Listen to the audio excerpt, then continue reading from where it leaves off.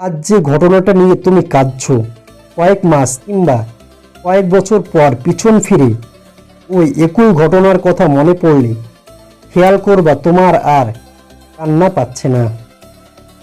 কোনো কোনো ক্ষেত্রে পিছনের এই কান্নার ঘটনার কথা মনে করলে তুমি হেসে ফেলবে আর বলবে কতটা বোকাই না ছিলাম। তুমি বিশ্বাস করো আর নাই করো, সময় নামে জিনিসটা সব কিছু বদলে দেয়।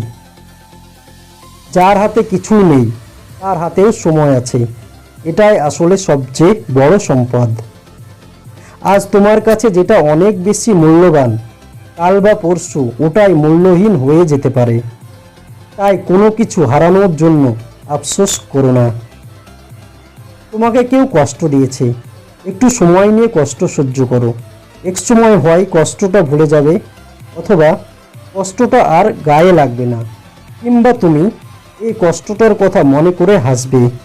চোখ থেকে না হয় 2 ফোঁটা অশ্রু পড়লই হাত দিয়ে ঘুমের ওষুধটা কিংবা ফ্যানের সাথে দড়িটা স্পর্শ না করে হাত দিয়ে বরং অশ্রুটুকু মুছে ফেলো।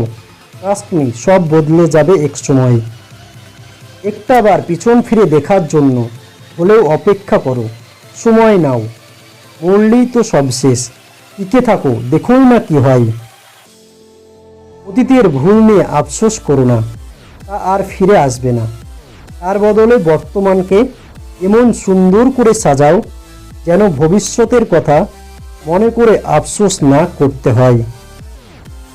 তুমি যা কিছু খরচ করো, সময়ই তার মধ্যে সবচেয়ে দামি।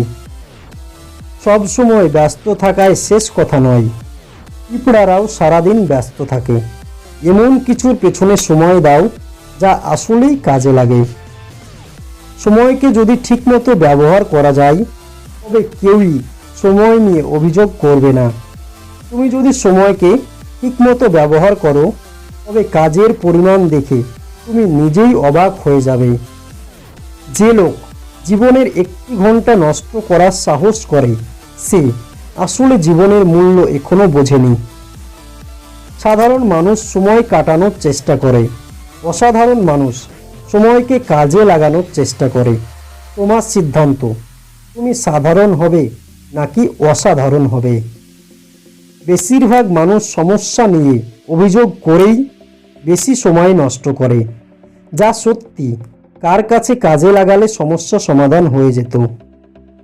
তোমার প্রতি কারো গভীর ভালোবাসা তোমাকে শক্তি দেয়, আর কারো প্রতি তোমার গভীর ভালোবাসা তোমাকে সাহস যোগায়। ভুল সময়ে ভুল ট্রেনে উঠে ভুল স্টেশনে নেমে যাওয়া কিংবা ভুল দরজায় কড়া নেড়ে যাওয়ার মাঝেও আনন্দ আছে। সৃষ্টিকর্তা আমাদের কোনো আনন্দ থেকে বঞ্চিত করেন না। তাই হঠাৎ কোনো ভুল হয়ে গেলে বিচলিত হবেন না। মনে রাখবেন এর মাঝেই কোনো আনন্দ বিদ্যমান আছে। যখন একটি দরজা বন্ধ হয়ে যাবে ঠিক তখনই নিশ্চয়ই জানবে যে খুব শীঘ্রই তোমার জন্য আরেকটি দরজা খুলে যাবে। গতকাল হলো অতীত, আগামীকাল একটি রহস্য, কিন্তু আজকের দিনটি একটি উপহার। এই কারণেই বলা হয় প্রেজেন্ট। সময়ের সাথে সাথে যদি ভালোবাসা কমে যায় বুঝে নেবেন এটা কখনো ভালোবাসাই ছিল না, এটা ছিল সময়ের প্রয়োজনে একটু ভালো লাগা। জীবনে ভালো থাকতে চাইলে 6টি কথা মেনে চলুন। নাম্বার 1, টাকা ইনকাম করতে শিখুন।